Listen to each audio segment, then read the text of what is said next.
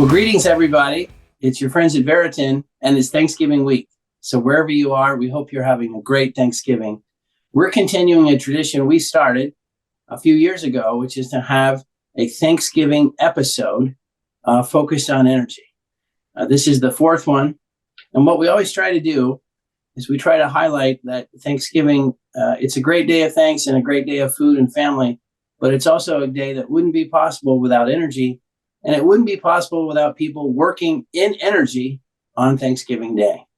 So we were lucky enough to reach out to our friends at Transocean, and we're going to talk today to four guys who are working on Thanksgiving Day. They're working on the Deepwater Atlas, which is an 8th generation drill ship. It's in the Gulf of Mexico. It's a phenomenal piece of equipment, but as phenomenal as the equipment is, it is staffed by even more phenomenal guys. So let me just introduce real quickly. Tyler Riley, he's our captain. Jeff Bruno is the drilling superintendent. Dennis Walton is the subsea supervisor. And David Galatino is a drilling student in progress. He is becoming a driller, and he'll tell us about the program where he learned to be a driller. But guys, let me just pause and say thank you so much for joining us. We're delighted to have you. And this is going to be a lot of fun talking to you. Well, Mike, tell us a little bit about the markets this week. It's a shortened week, but we had into last week, and there's always something going on. What would you tell us? Yeah, Maynard, thank you. And thank you, the Transocean people, for being on the call today. It's a pleasure. Talk about 4 or 5 things today, just to start off. We'll talk about the equity and bond markets, talk about the Argentinian elections, what that means. You know, maybe talk a little bit about crude oil. November 26th OPEC meeting is coming up. You know, talk a little bit about NVIDIA's results tonight and how they might influence the energy world. And then we'll talk a little bit about Transocean stock price performance. But from a bond and equity performance, we've been saying this for a while. Equity markets are taking their cue from bond market. And the bond market yields have crashed down around 4.35, 4.4%. And so the equity markets have had a huge run here, up 10 to 12% over the since the bottom. And so they're in overbought territory. So I think that's going to continue to be the trend, is the bond market basically and the stock market are going to be moving in sync. The second thing is, yesterday we found out that the Argentinian elections, Javier Milei won. Not a huge surprise, but a surprise. And, the stock market was up around 7 or 8%, but YPF, which is the biggest driller there, was up around 40 to 45%. And the reason we mention this is because a lot of people have moved away from the Vaca Muerta. And, because it's been really like a 10-year lost decade for Argentina with inflation out of control. So some of our friends that are still operating down there, probably some potentially good news. We'll see how that plays out over the next 12, 18 months or so. The third thing we want to really talk about is a November 26th OPEC meeting. It's going to be happening over the weekend. I think most people expect that OPEC meaning Russia and Saudi are going to roll their 1 million barrel per day cuts into Q1 of 24. But recently crude has rebounded of, $3 or $4 because there's this rumor out there that there's going to be additional cuts coming at this OPEC meeting. We don't know what's going to happen, but all we would say is if additional cuts come, yeah, that probably temporarily lifts prices. But the problem is that adds to the OPEC spare capacity. So I think it's going to be self-defeating if they do that. So our guess is they're just going to continue with 1 million barrel per day cuts into Q1 of 2024. The fourth thing we really want to talk about is NVIDIA's results tonight. Everybody knows who NVIDIA is. And the reason we mention that is not because we like NVIDIA or we don't like NVIDIA.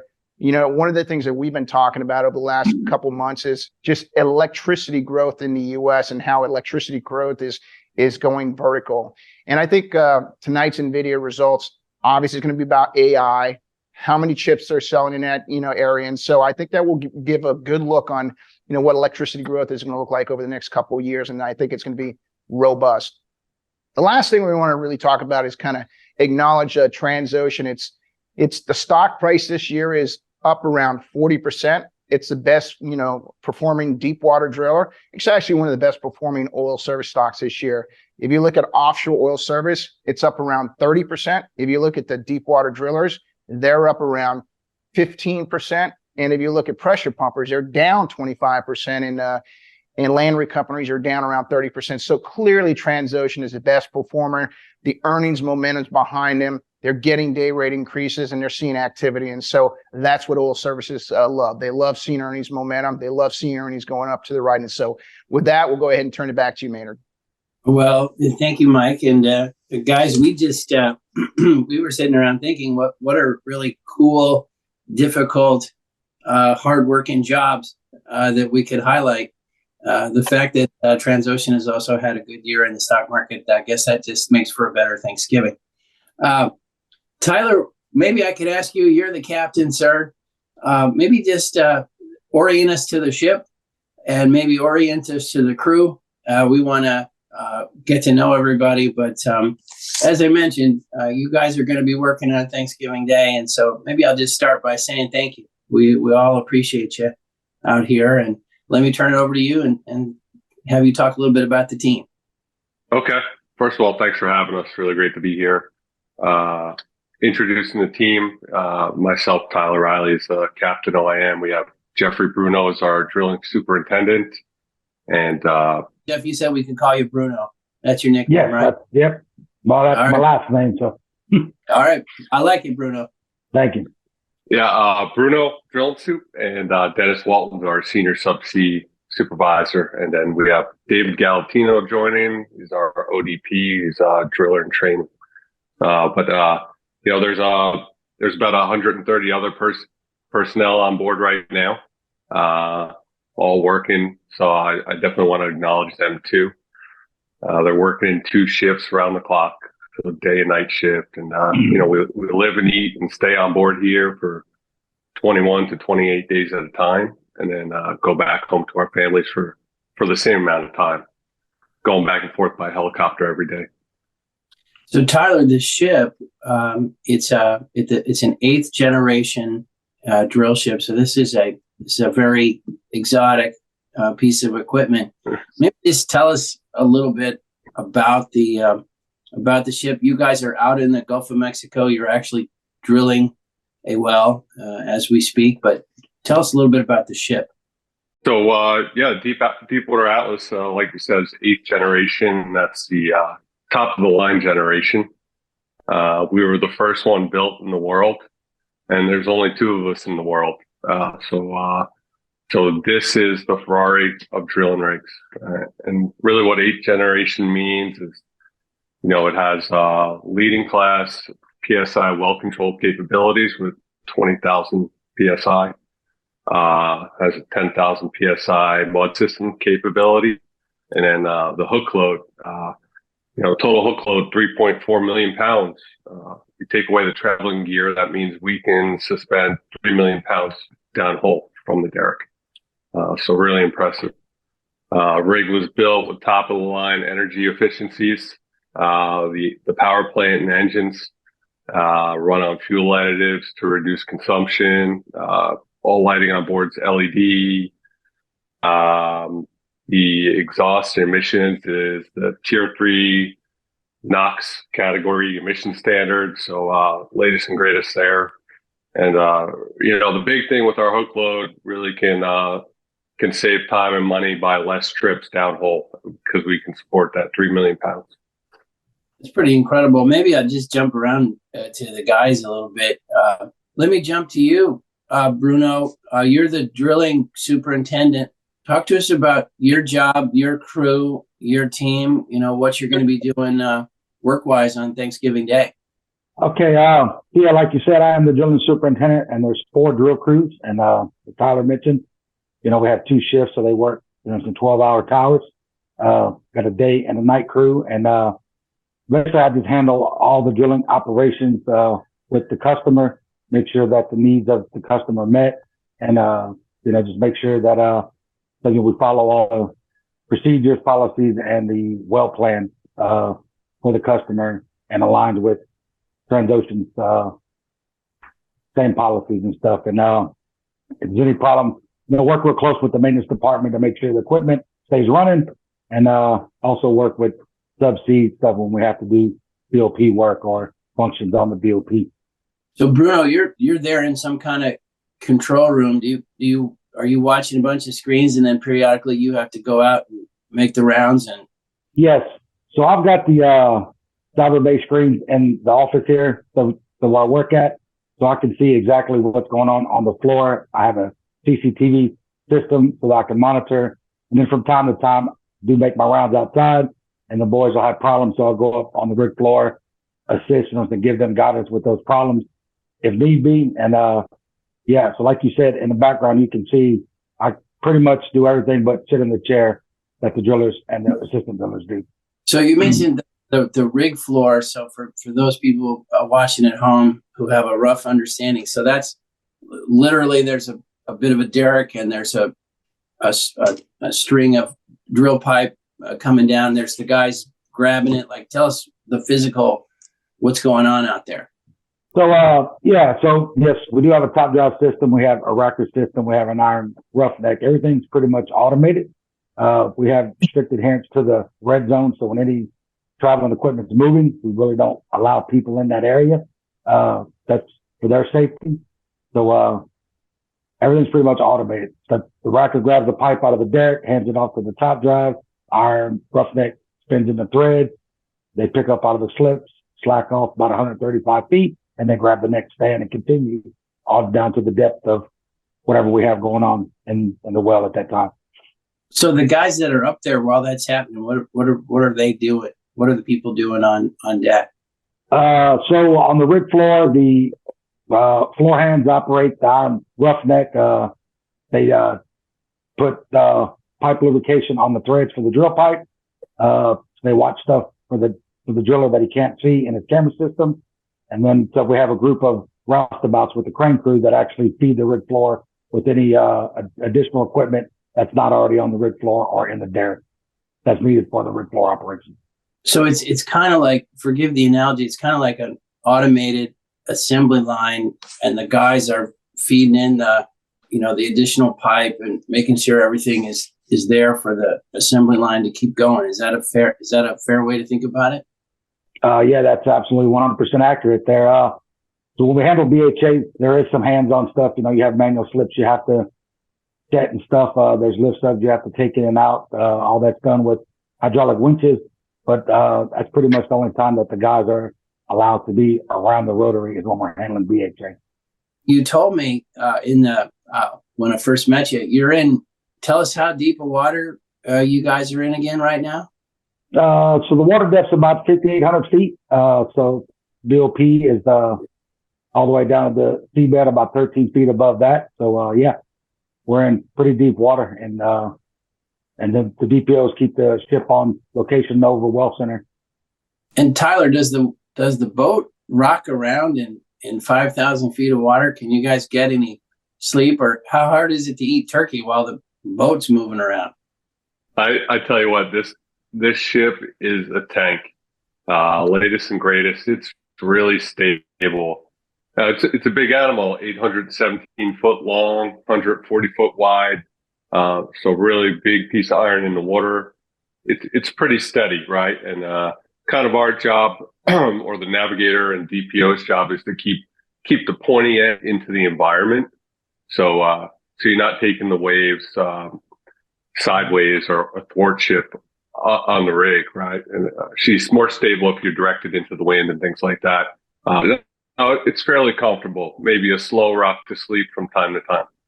So Dennis, we're hearing from Bruno about all this hard work that's going on. Tell us about the subsea team and what you guys are doing. Oh, no problem. So when it starts out, Mr. Bruno and his team, they actually deploy that wellhead, right? And once that part of the operation is complete, we'll then run down the BOP, which is attached to a riser. So once we're latched to the wellhead, all of that pretty much serves as a conduit, if you will. And then they'll run and deploy their drill string through that riser and through the BOP and drill out to what depths that they need to drill out to. Prior to that, my team and myself, we do the maintenance on the BOP or the blowout preventer. And while we're deployed, it's all routine maintenance at that point for the ancillary equipment that's on surface. We are obviously required to do a bit of maintenance for the BOP when it's deployed, such as the weekly function test and periodic pressure test of the BOP. So my team and myself, that's pretty much what we do, just maintenance. And you guys, have you already put the BOP in the water at this point? Oh yes, absolutely. It's there now. So that's actually, we do all that. They won't be doing all the drilling without me and my boys. So how big is your team, Dennis? All together in my department, there are 8 of us, but on the rig at one point in time, 4, myself, and then I have 3 team members that work for me. And so just for the non-technical, the BOP is this massive, incredibly heavy piece of equipment, and you've got to get that from the ship down to the seafloor. Like Bruno or Dennis or anybody, how does that work? Like, how do you guys do that? So it's what I mentioned previously with riser joints. So we will have the BOP underneath the rig floor, and one joint will come down and it bolts up to the BOP. And then you just repeat that process, one long riser joint at a time, and slowly descend down to the wellhead. Well, David, maybe I could get you to jump in here. You graduated from Texas Tech, and then you decided you wanted to be a driller, and Transocean has a program to teach you how to be a driller. Tell us a little bit about yourself, why you chose that, and why you're excited. Well, thank you for having me on the podcast here, and the Atlas team as well. To begin with, I graduated from Texas Tech back in 2021 with a degree in petroleum engineering. And right after that, I got hired on with Transocean as part of their operations development team. And I started offshore as a roustabout and worked my way up as a floor hand, a pump hand, derrick hand, and now up to an assistant driller. It's been an incredibly rewarding experience, and I'm thankful for it. Transocean has offered me the ability to continue my learning and education out of school with offshore operations, and it's shown to be very rewarding and a wonderful experience. And you like the guys? Like, where are all these guys from? You making friends? Like, what's it been like to join the operation? Yes, we all get along here. We all understand it's a unique and challenging experience offshore, but we have a positive and constructive team out here who's filled with problem solvers, and they embrace the challenges, and we learn to get along and really enjoy the time that we have out here and perform the job in the best manner we can. So Tyler, maybe I could ask you, and then I got to get Mike in here. But so you got all these guys out on the ship, on the drill ship, and you got to manage them. They work a shift, and they're off a shift. You got to feed them. You got to get them to the gym. You got to find a way for these guys to live together, happily. What's it like managing all these guys? And tell us a little bit about the whole crew, where they come from, and just some of that stuff. You got to keep the Florida State guys away from the Florida guys. That's a problem we have at Veriton. Right now there's 134 crew on board, so it's it's a real mix of people. There's people here from Washington State, state of Maine, Las Vegas, California, but probably more than half is from the southern states, Texas, Louisiana, Mississippi, Alabama. There's some characters out here, and that's what gives it a little bit of color every day.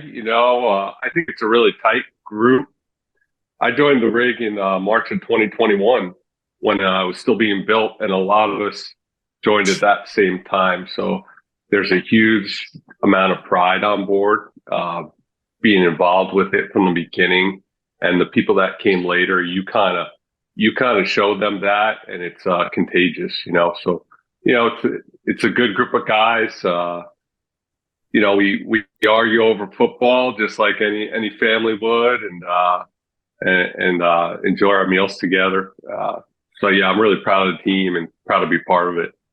One thing I guess we learned, So a lot of the guys live in the South because, when you get home, it's just closer. That's one reason to live in the South. But the other thing is there's a lot of marine experienced people who live in the Northeast, right? So you have that's sort of a part of the world that generates a lot of experience around maritime. But do you mind, you yourself, I think you said you were from Long Island. That's pretty interesting. You're a long way from Long Island.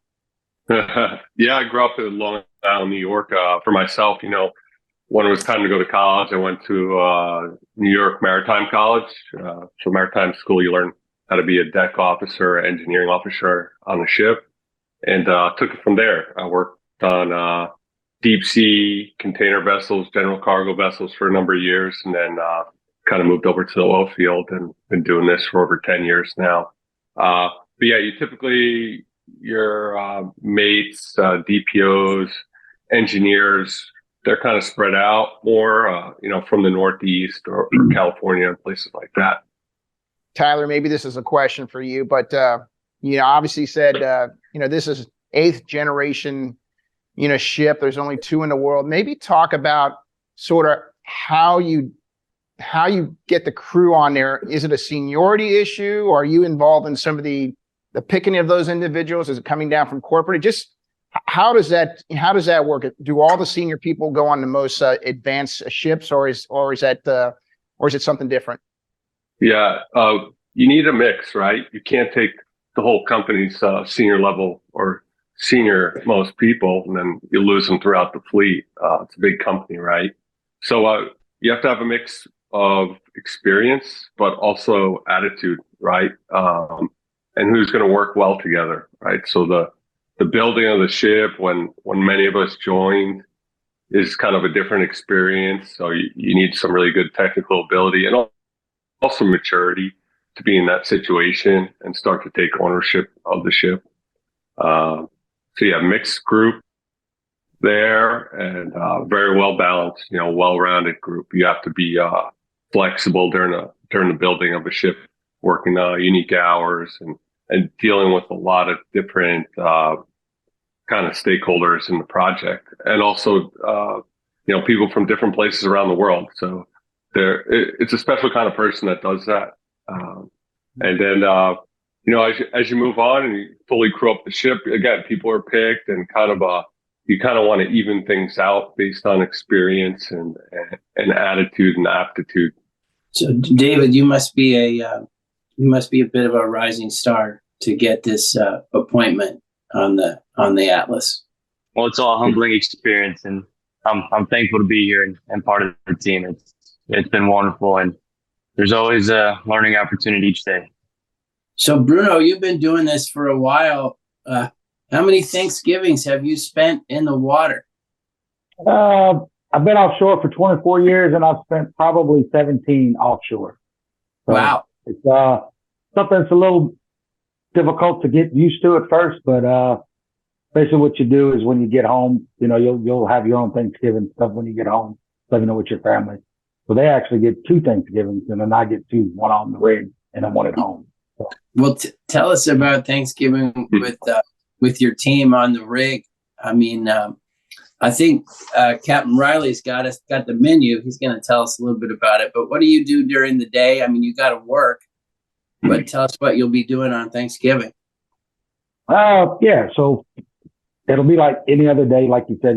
We actually have a job to do. So, but the catering crew puts out a phenomenal spread of food and just stuff you normally don't get on a everyday basis. So some guys like to be on the rig, because they get to have crab legs or stuff like that. So, a filet mignon, and they'll carve pumpkins and just make all kind of exotic cookies and pies. So some guys actually like to be on the rig because they get a little bit more choice than they would at home. Dennis, what about you? You're away from home. Tell us where home is, and Thanksgiving on the rig. What's it going to be like for you? Well, I reside in St. Augustine, Florida. I'm originally from Texas, but I've lived in Florida for quite some time now.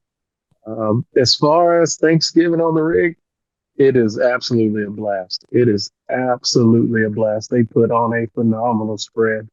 And I'm pretty sure what I consume, it will absolutely result in a new gym membership in 2024 because I'm about to go in on it. Well, maybe one, kind of serious question. We talk all year about energy. Every week we're talking about energy and where we get it and how we use it and why it's so important and how the need for it is growing. You guys ever find yourself over a sandwich talking about energy and what's happening? And do you realize how important you are to the energy system? That we can find guys like you who go out and do this really hard work.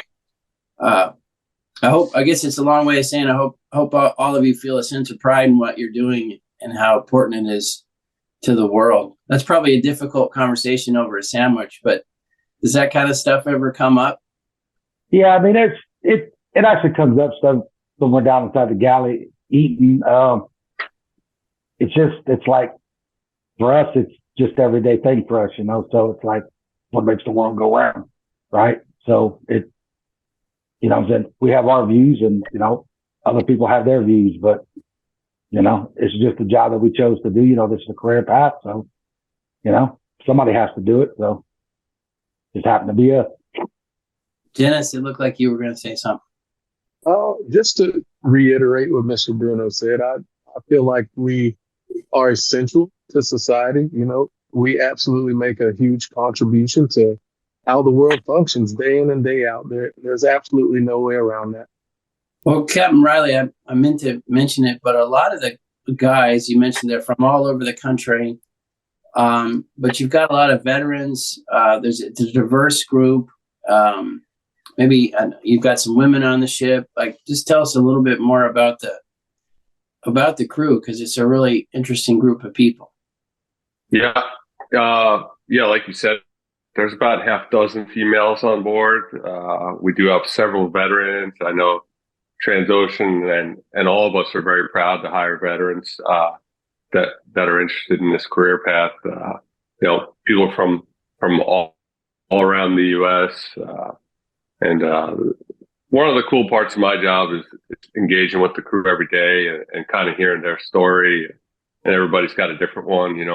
Sometimes a job of captain can be life coach, marriage counselor, and just a support staff for people that need to talk to somebody. So I really enjoy that part of it and try to be a positive influence on a one-on-one level or just a group level as well.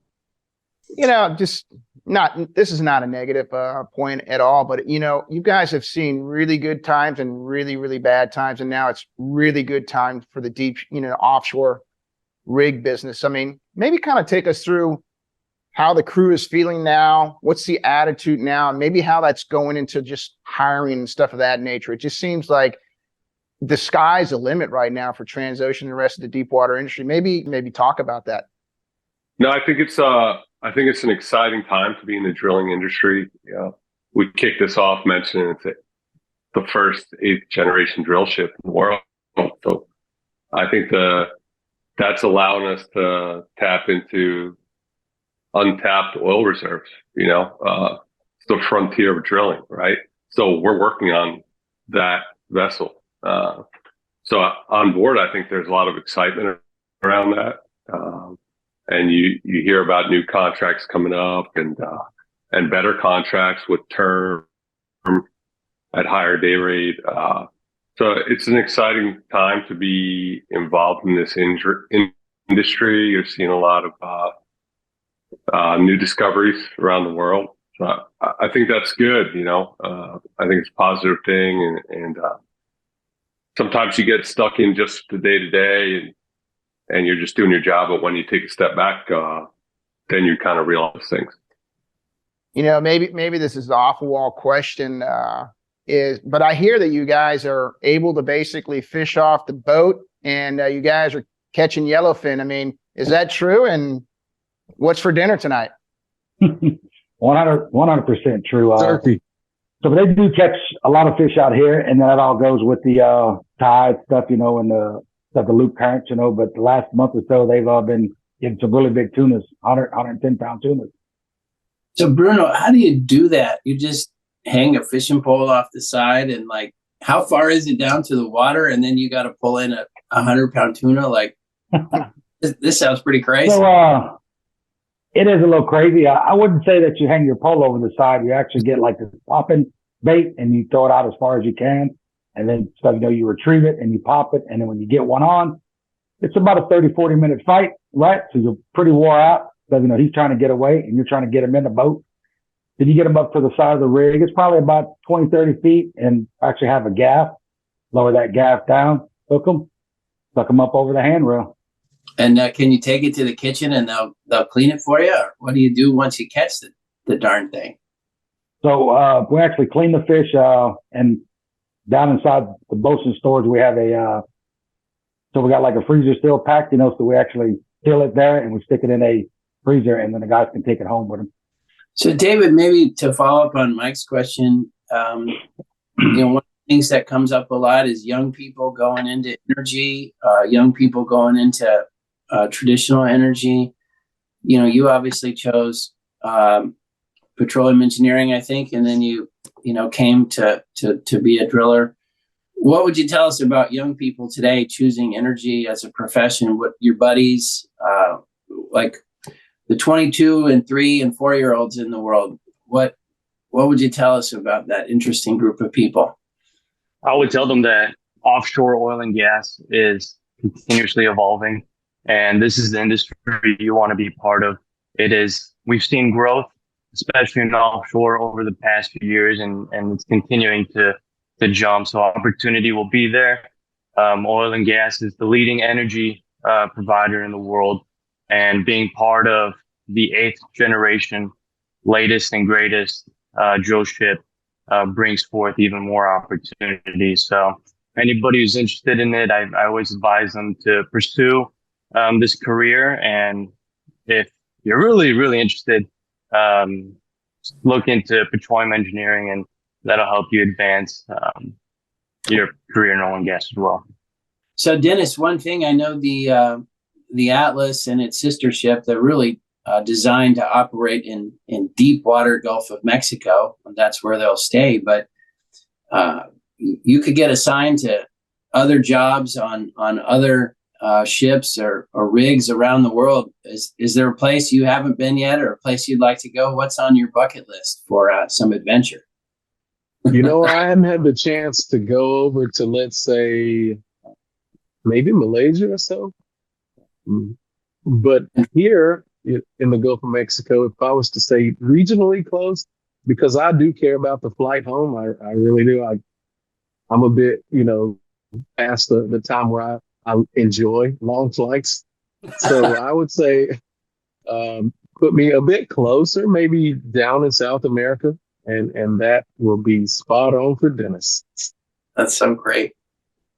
Well, we really appreciate you guys joining us, and I really appreciate all the work you're doing, and letting us just ask you questions about your life. The fact that you guys will be working on Thanksgiving Day, in all seriousness, is we need you and we appreciate you.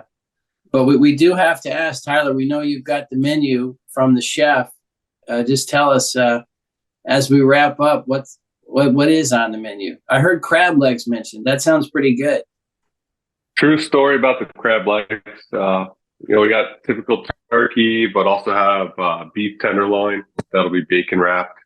We're gonna have grilled salmon, all the fixins, kind of some apps and chafing dishes, the sliders, egg rolls. Your typical stuffing, green bean casserole, marshmallow sweet potatoes. So really good spread. They have a pumpkin carving contest as well. So we'll get to see that, and then all the desserts you can imagine, right? All your cakes. There's a whole table of desserts out there. So really good spread. Yeah, Maynard, I think you forgot to ask them, each crew member, what's their favorite dish for Thanksgiving? Oh yeah, we do, guys. We need to tell your families. We got to give them some prep, so when you go for round 2, they got it ready. What's your absolute favorite dish for Thanksgiving? Pecan pie. Oh, there you go, Bruno. Dennis? Whatever my wife makes. Now there's a smart man. David, you're probably newly married. You got a dentist that's got a lesson for all of us there. What would you say? What's your favorite dish? He took my response, but I guess my second choice would be probably turkey. I lean more towards protein, so that'd be my second option. That's awesome. Captain? I'm a stuffing guy all the way. I like good, or some people call it dressing. But I had this crazy old grandmother used to make mincemeat pie, and nobody ever ate her but her, and none of us knew what was in it. But I kind of do miss those moments, giving her a hard time. That is funny. You're right. Mincemeat. Nobody knows what's in that. Bruno, any last thoughts from you? We're going to send this out to all of oil and gas country and energy people everywhere. You got any? You could say go Cowboys, but some people are going to be upset if you say. Nah, I don't know if I'd say go Cowboys, but I will say go Tigers, LSU Tigers. More of a college guy myself. It's rivalry weekend. Wow. Yeah. So I live in St. Augustine, and what's about to happen. My wife's a Gator fan, right? And I told her, if I make all my kids go to any school in Florida, they're going to Florida State. Hey, we love you, brother. We love you. Hey, because in our shop, Dennis, we got a Florida guy and we got a Florida State guy. And, I got to try to keep these guys away from each other. Starting quarterback or not, we're going to kick the hell out of the Gators. Now, my wife definitely won't agree with that one, but it's about to go down. But no, I'd just like to thank everybody that works in the oil and gas industry. Hard work, stuff, but the world appreciates it. And just give a shout out to my family and let everybody know happy Thanksgiving from the Deepwater Atlas. Dennis, anything for your crew? Any shout outs you want to do? Yes, sir. No problem. To the guys working on the sister rig and other rigs across the fleet, keep your head in the game. Happy Thanksgiving. To my family, absolutely happy Thanksgiving. I love you all, and hopefully we have a blast when I get back home. David, you want to do a shout out to anybody? Yes, absolutely. I want to thank you and the Atlas team and Transocean for the time that we get to spend together as a crew and learning that we get to partake in offshore. It's always a wonderful experience. And even on Thanksgiving, we're all thankful to be here and be as one family. I want to give a shout out to my wife, Melissa. I love you and be home soon and can't wait to celebrate. And we continue to look forward to the great future that is to come. Well, Captain Riley, we need to give you the last word. You're the skipper. What would you tell the guys or the family or all of us back home? We do appreciate all you guys, but we got to give you the last word. I mean, you're the captain. Thank you. I'm looking out my window here while we're chatting, and there's about 5 other vessels within a few miles of us, all supporting this industry. Not only the Deepwater Atlas, so kind of puts it in perspective. They got a bunch of people there too. It takes a lot of people to move oil, and it's a big workforce. So I just thank everybody involved in it. Thank you, to the team. I see this team more than I see my family. So, right, this is my second home. So, and it feels like a family to me. Thank you guys. I'm happy to be here with them for Thanksgiving. But shout out to everybody at home, my family and loved ones as well. Well, look, guys, on behalf of me and Mike and all of us at Veriton, we want to thank the Transocean team for making this possible. We want to thank you guys. And, I think what we've learned in all this energy stuff is that it's all this new stuff is exciting and all this technology is exciting. And we all want to do what's best for the environment. But we need to remember we get over 80% of our energy from oil and gas. And we need to appreciate what we have. This is a Thanksgiving episode, so let's be thankful for what we have while we look for new ways to do everything. So thank you so much from a grateful world. We appreciate you guys. Thank you. Thank you. Thanks for having us. Thank you, guys. Go get them. Happy Thanksgiving.